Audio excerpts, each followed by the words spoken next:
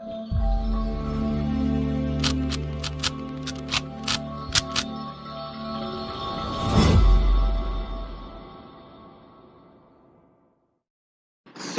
बच्चों, कैसे हैं आप सब। तो माई सेल्फ हार्दिक मिश्रा, और इस वीडियो में हम एनपीओ की आपकी सेकंड वीडियो होने वाली है ये। और ये वीडियो में हम डिस्कशन का हमारा जो टॉपिक होने वाला है वो आपको यहाँ स्क्रीन में भी दिख रहा होगा आपके। इस वीडियो में आप डिस्कस करने वाले हैं balance sheet according to fund based accounting. तो इस वीडियो का जो टॉपिक है वो बहुत इंटरेस्टिंग होने वाला है, क्योंकि आप एक नए टाइप का बैलेंस शीट पढ़ेंगे। मैंने आपको पहले भी बोला था कि एनपीओ की जो बैलेंस शीट होती है वो आपकी बचपन में जो आपने बैलेंस शीट पढ़ी थी सोल प्रोप्राइटर की, वैसी नहीं होती है। इसमें थोड़ा सा डिफरेंस होता है। ये टफ नहीं है, ये इजी बहुत है। पर मैं आपको बता रहा हूँ कि जो बैलेंस शीट बनती है ये बनती है फंड बेस्ड अकाउंटिंग के बेसिस पे। ठीक है, यहाँ पर आपको you have to follow the fund based accounting. तो अकॉर्डिंगली हम बैलेंस शीट बनाएंगे। तो यहाँ मैंने आपका काम आसान करते हुए बैलेंस शीट का फॉर्मेट बना लिया है। तो सबसे पहले आप वीडियो को पॉज कर लो जल्दी से, और इस फॉर्मेट को अपनी कॉपी में उतार लो। जल्दी से वीडियो को पॉज करके इस फॉर्मेट को कॉपी में उतार लो। चलो, तो हो गया होगा। होप से आपने अपनी कॉपी में उतार लिया होगा, आपने मेरी बात मानी होगी। तो मैं आपको यहाँ पर अब इसका कॉन्सेप्ट समझाना चाहूंगा। तो कॉन्सेप्ट के लिए यहाँ साइड में आ जाते हैं हम लोग।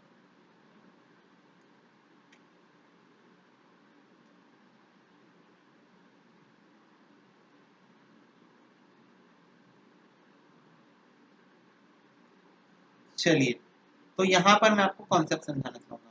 देखो, जैसे मान लो मेरे पास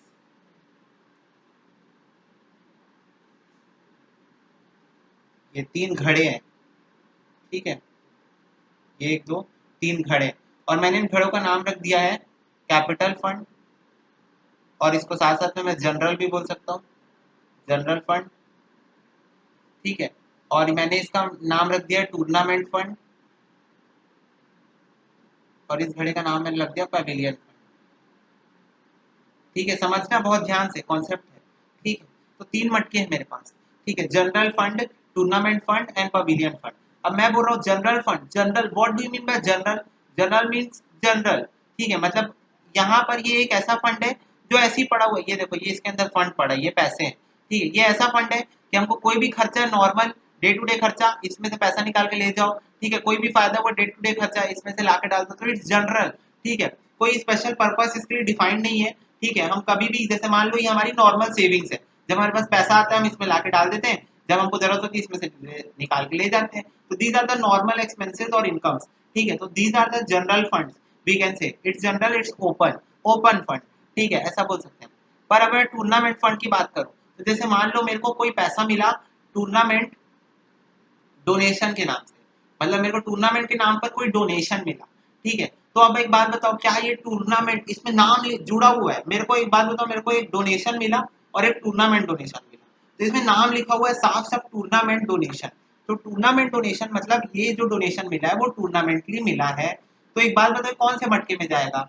ये टूर्नामेंट वाले मटके में जाएगा भैया, क्योंकि टूर्नामेंट डोनेशन है, तो वो वहां पर जो पैसा पड़ा है उसको बढ़ा देगा। अब मैं बोलूँ अगर मेरे को सिर्फ डोनेशन मिला तो आप बोलोगे ये तो जनरल फंड में जाएगा। क्यों? क्योंकि यहाँ पर स्पेसिफाई नहीं किया गया है, यहाँ पर स्पेसिफिकली बताया नहीं गया है कि कौन से फंड में इसको डालना है, तो हम इसको जनरल फंड में डाल देंगे। ये जो डोनेशन मिला है उसको हम कहीं भी यूज कर सकते हैं, तो this is general, we can use it anywhere, this is general. ठीक है, तो हम ये डोनेशन को कैपिटल फंड में डाल देंगे। लेकिन अगर मैं बात करूँ आपकी टूर्नामेंट फंड की, टूर्नामेंट डोनेशन की, तो आपके टूर्नामेंट फंड में जाएगा। अब मैं बोला कि मेरे को खर्चा हो गया, एक्सपेंस, और मैं बोला मेरे को पवेलियन एक्सपेंस हो गया। ठीक है, पवेलियन एक्सपेंस। तो ये कहाँ से, मैं कौन से फंड से, कौन से गुल्लक से पैसा निकालूं? तो आप बोलोगे भैया ये जो एक्सपेंस है ना ये आप जनरल से निकाल लो। तो मैं पूछा क्यों? तो बोला कि स्पेसिफिकली नहीं लिखा है ना कि किसके लिए यूज हुआ, ये तो जनरल खर्चा है, तो जनरल खर्चा निकलेगा जनरल फंड से। ठीक है, जनरल खर्चा। और अगर पवेलियन में खर्चा हुआ है तो पवेलियन वाले फंड से पैसा निकालोगे, तो पवेलियन वाले मटके से पैसा निकाल के हम डाल देंगे। ठीक है, तो क्योंकि वो खर्चा किसका है? पवेलियन का। वैसे ही मैं बोला पवेलियन के लिए आया डोनेशन। ठीक है, तो ये कहाँ जाएगा? ये पवेलियन वाले मटके में जाएगा। तो इसीलिए इसका नाम फंड बेस्ड अकाउंटिंग है। फंड बेस्ड अकाउंटिंग से बैलेंस शीट बनती है, क्योंकि यहाँ पर ना फंड का खेल होता है। ठीक है, तो 2 टाइप के फंड आपको यहाँ देखने को मिले। एक होता है आपका जनरल फंड और एक होता है आपका स्पेसिफिक फंड। इसको हम स्पेसिफिक फंड बोलते हैं। स्पेसिफिक फंड बोलने का रीजन ये है कि we specify the object of these funds. हम लोग को जो ये यूटिलाइजेशन करना है इन फंड्स का, हमने उसे स्पेसिफाई कर दिया है कि हम इन जगहों पर ही उसे यूटिलाइज करेंगे और कहीं यूटिलाइज नहीं करेंगे। तो इसीलिए स्पेसिफिक फंड है। और ये वाला जो फंड है, ये वाला, ये जनरल फंड है, ये जनरल चीजों के लिए यूज होता है, ये कहीं भी यूज हो सकता है, इसके लिए कोई डेफिनेशन नहीं है, कोई डिफाइंड नहीं है कि इसको सिर्फ यहाँ यूज करना है, यहाँ, ये कहीं भी यूज हो सकता है। तो दिस इज जनरल, ठीक है। पर ये फंड स्पेसिफाइड है कि ये वाला तो सिर्फ टूर्नामेंट में यूज होगा और ये वाला सिर्फ पवेलियन में यूज होगा। तो these are the specific fund, ठीक है। तो इसीलिए इसको फंड बेस्ड अकाउंटिंग बोलते हैं। और ज्यादा क्लियर होगा जब हम क्वेश्चन सॉल्व करेंगे। तो मैं बैलेंस शीट आपको समझाना चाहूंगा। देखो, बैलेंस शीट का फॉर्मेट जो है वो आपको क्वेश्चन करते करते याद हो जाएगा, याद करने की जरूरत नहीं है, ठीक है। तो देखो, जैसे कि हमारा बैलेंस शीट है, तो यहाँ पर भी देखो, यहाँ पर पहले कैपिटल फंड लिया गया जो कि जनरल फंड है। तो इसमें आपका कोई साल के स्टार्टिंग में ओपनिंग बैलेंस होगा प्लस सरप्लस। अब ये सरप्लस क्या है, हमने बचपन में पढ़ा था, प्रॉफिट कैपिटल में ऐड होता है, ठीक है। तो ये जो सरप्लस होता है वो हमारा इनकम एक्सपेंडिचर अकाउंट का प्रॉफिट होता है, तो प्रॉफिट यहाँ ऐड हो जाएगा। वैसे डेफिसिट मतलब होता है लॉस, तो लॉस माइनस हो जाएगा। और ट्रांसफर टू स्पेसिफिक फंड, ये स्पेशल कॉन्सेप्ट है, ये मैं क्वेश्चन के साथ आपको समझाऊंगा, इसको आप स्टार मार्क कर लो, ठीक है। वैसे ही देखो, स्पेसिफिक फंड की बात की है, तो देखो इसमें भी ओपनिंग बैलेंस होता है प्लस आपका इंटरेस्ट, कोई सा आपने स्पेसिफिक फंड का इन्वेस्टमेंट करके रखा है, उसमें इंटरेस्ट मिल गया।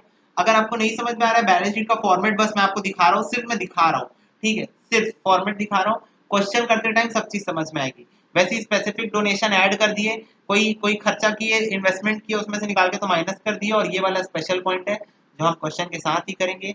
ये सारे पॉइंट भी क्वेश्चन साथ करेंगे। आपको नहीं समझ में आ रहा है, बस बस 2 मिनट में क्वेश्चन चालू करने वाले, सब समझ में आएगा, सब कुछ समझ में आएगा। काम करते हैं, क्वेश्चन ही स्टार्ट करते हैं। चलो, तो ये क्वेश्चन है, आप लोग जल्दी से नोट डाउन कर लो, वीडियो पॉज करो, नोट डाउन करो। चलो, अब इसका हम लोग सॉल्यूशन करते हैं। तो देखो, सबसे पहले बैलेंस शीट का फॉर्मेट बनाओ। सबसे पहले देखो, मैंने यहाँ सॉल्यूशन करके रखा है, पर मैं आपको सीक्वेंस बता रहा हूँ। बैलेंस शीट का फॉर्मेट बनाओ सबसे पहले, और अब उसमें लिखो कैपिटल फंड, फिर 4-5 लाइन छोड़ो और लिखो पवेलियन फंड। क्यों पवेलियन फंड भैया? ये देखो क्वेश्चन में यहाँ पर पवेलियन फंड है। ये देखो क्या क्या है, कैपिटल फंड है, पवेलियन फंड है, टूर्नामेंट फंड है। तो एक जनरल फंड, एक ही होता है जनरल फंड, तो और 2 स्पेसिफिक फंड है। तो उस जनरल फंड का एक नाम लिख दो कैपिटल फंड के नाम से, सबसे पहले 4-5 लाइन छोड़ के पवेलियन फंड, 4-5 लाइन छोड़ के टूर्नामेंट फंड। 3 आपकी मेजर हेडिंग्स बना लो, ठीक है, दीज आर और मेजर हेडिंग्स। इसके बेसिस पे क्वेश्चन जो है वो सॉल्व होने वाला है। तो ये हेडिंग बन गई। अब इसके बाद देखते जाओ। ये देखो, सबसे पहले मेरे पास क्या है, मेरे पास ओपनिंग कैपिटल फंड है 1 लाख रुपए, ओपनिंग पवेलियन फंड है 6 लाख रुपए, और ओपनिंग टूर्नामेंट फंड है 2 लाख रुपए। तो यहाँ पर मैं सबसे पहले लिखूंगा ओपनिंग कैपिटल फंड 1 लाख रुपए, ठीक है, ओपनिंग कैपिटल फंड 1 लाख रुपए। फिर मैं लिखूंगा ओपनिंग पवेलियन फंड 6 लाख रुपए, ओपनिंग 6 लाख था। और फिर मैं लिखूंगा यहाँ पर ओपनिंग टूर्नामेंट फंड 2 लाख रुपए। तो मैंने यहाँ पर ओपनिंग बैलेंस लिख लिए हैं तीनों के। आगे क्वेश्चन पढ़ते हैं। उसके बाद बोल रहा है पवेलियन फंड इन्वेस्टमेंट। तो बोल रहा है कि कुछ पवेलियन फंड का जो पैसा है, वो कुछ पैसा जो है इन्वेस्ट करके हम रखे हुए, अभी इन्वेस्ट किए, ये नहीं बोल रहा है, वो बोल रहा है हम पवेलियन फंड इन्वेस्टमेंट करके रखे हुए। तो हमारी जो इन्वेस्टमेंट होती है, देखो बैलेंस शीट में ये देखो स्पेसिफिक फंड इन्वेस्टमेंट, तो हमारी जो इन्वेस्टमेंट होती है वो एसेट होता है। हमने बचपन में भी पढ़ा था, investment is considered as our investment. तो देखो यहाँ पवेलियन फंड का जो इन्वेस्टमेंट है 60,000 रुपीज का, वो मैं एसेट साइड में लिख दूंगा। हम सिर्फ बैलेंस शीट का एक्सटेंट बना रहे हैं, ठीक है। तो ये इन्वेस्टमेंट पहले से हुई हुई है। कोई भी बच्चा ये डाउट नहीं करेगा कि ये इन्वेस्टमेंट अभी हुई है तो उसको पवेलियन से माइनस करो, पवेलियन वाले मटके से पैसा निकालो और फिर इन्वेस्टमेंट में डालो। नहीं बेटा, ये पहले से हुई हुई है, तभी यहाँ पर दी हुई है। आपका मान के चलो ट्रायल बैलेंस दिया हुआ है, तो ये चीज पहले से हो चुकी है, ठीक है। तो इसका इम्पैक्ट आपको याद होगा, बचपन में ट्रायल बैलेंस का इम्पैक्ट एक ही जगह जाता था, तो इसका इम्पैक्ट एक जगह जाता है।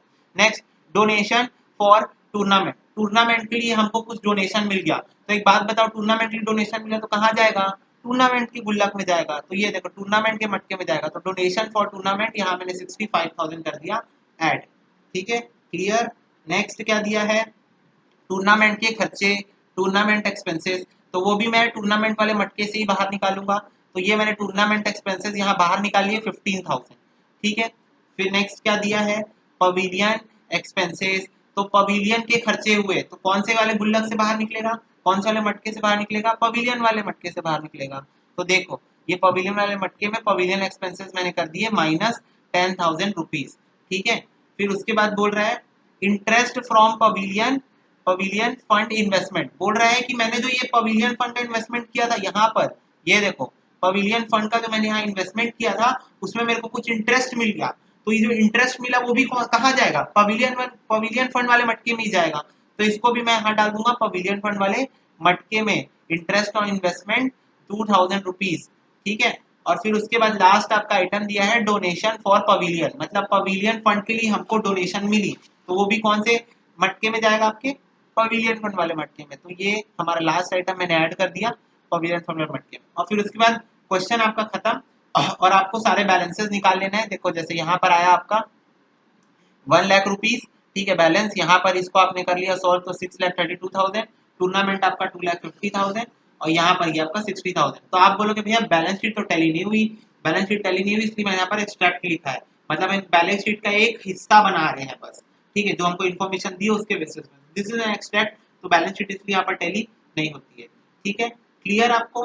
नेक्स्ट सेकेंड एग्जाम्पल, ये देखो, इसे लिख लो जल्दी से, जल्दी वीडियो पॉज करके क्वेश्चन लिख लो।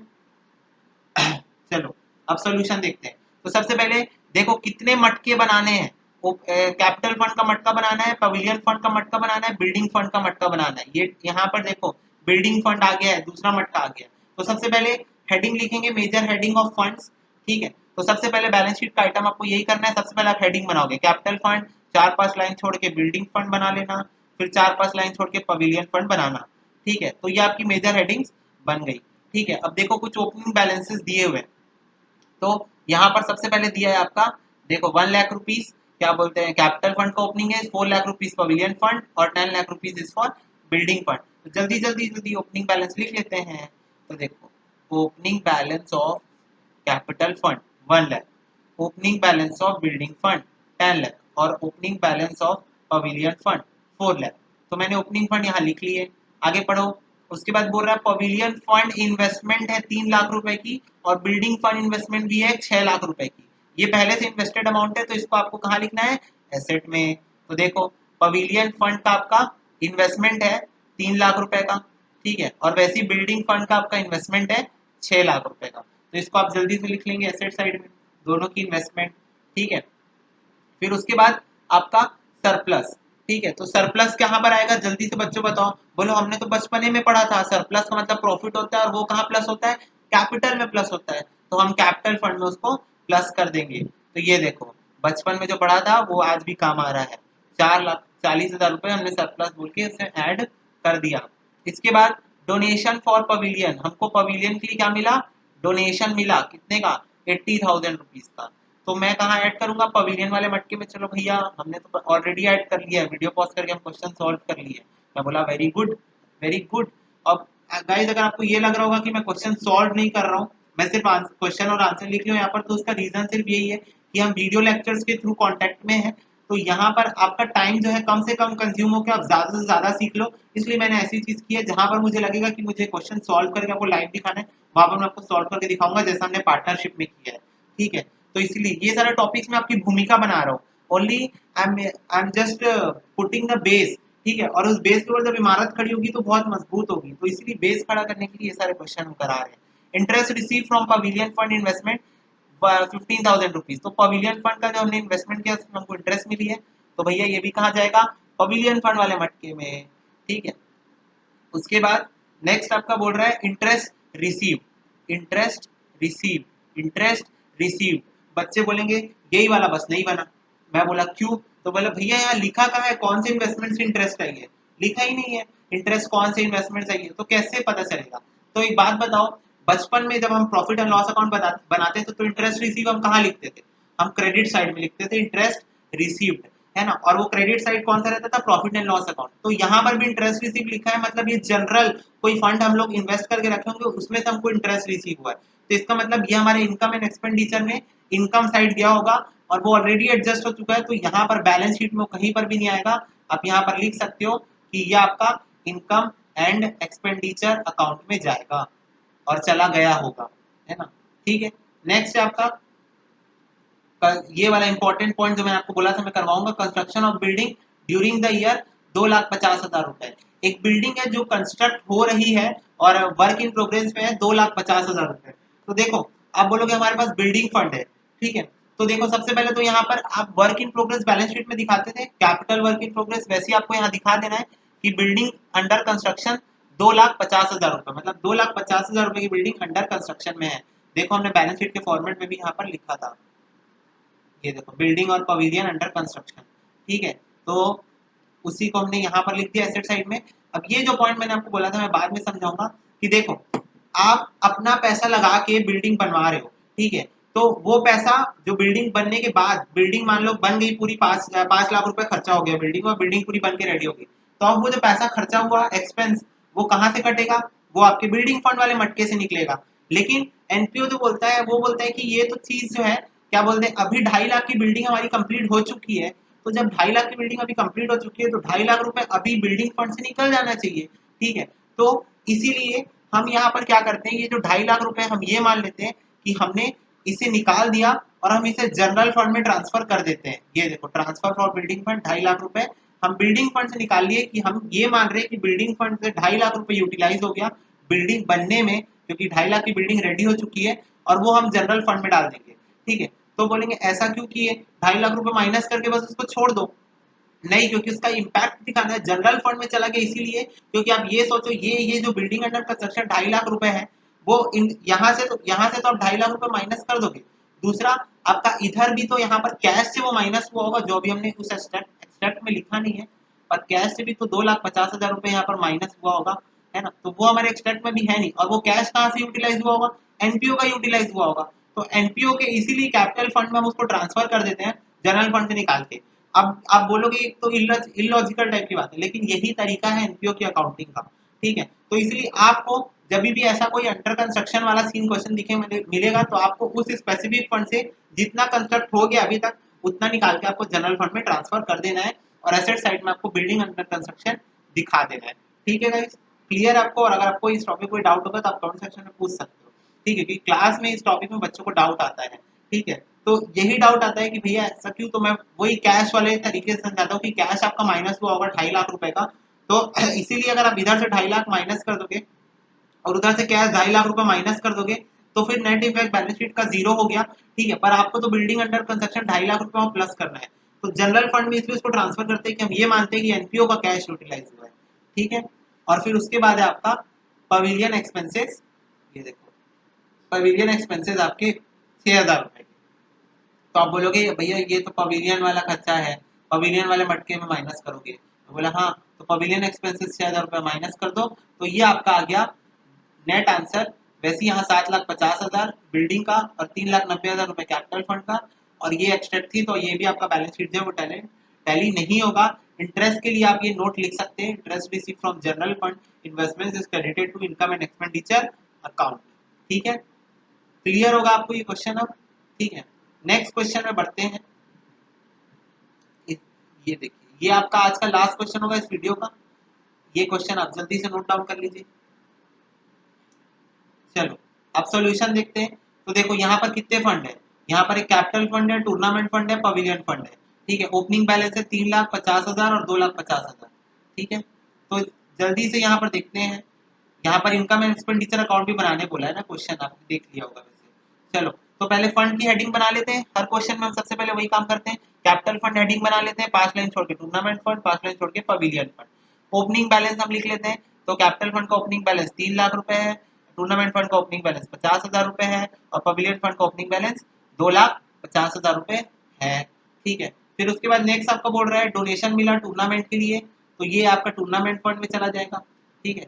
तो चलो टूर्नामेंट फंड में से ऐड कर देते हैं जल्दी से, ये देखो डोनेशन हमने ऐड कर दिया टूर्नामेंट फंड में, ठीक है। फिर उसके बाद बोल रहा है कंस्ट्रक्शन ऑफ पवेलियन, मतलब कोई पवेलियन है उसका कंस्ट्रक्शन अभी चल रहा है, 1,50,000 का काम, 1,20,000 का काम हमारा हो गया है।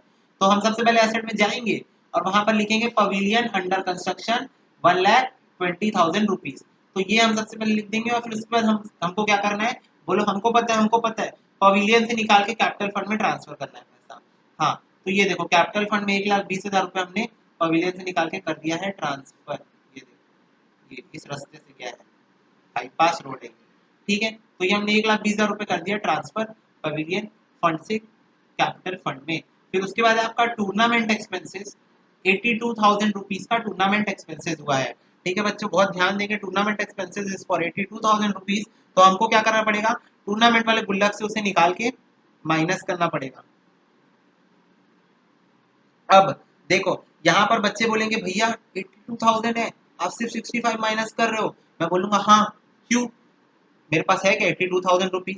देखो 50,000 रुपए था और प्लस 15, 65,000 रुपीज बस है, और खर्चा कितना हुआ है 82,000 रुपीज का, तो मेरे पास तो उतना पैसा है ही नहीं।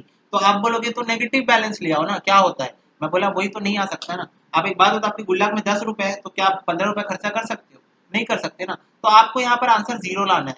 तो जीरो लाने के लिए आपको क्या करना पड़ेगा, 65,000 रुपीज आपके पास है, तो 65,000 का खर्चा आप इधर से माइनस कर दो, और फिर बचा 17,000 रुपए।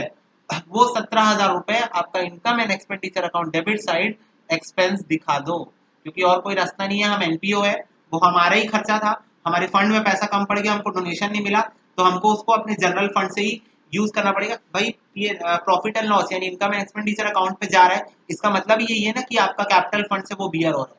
तो इसलिए हमको कैपिटल फंड से वो जो डेफिशिएंसी है, कितने की डेफिशिएंसी थी 82,000 माइनस 65,000 यानी कि 17,000, वो आपके डेबिट साइड में आप एक्सपेंडिचर में दिखा देना। ठीक है।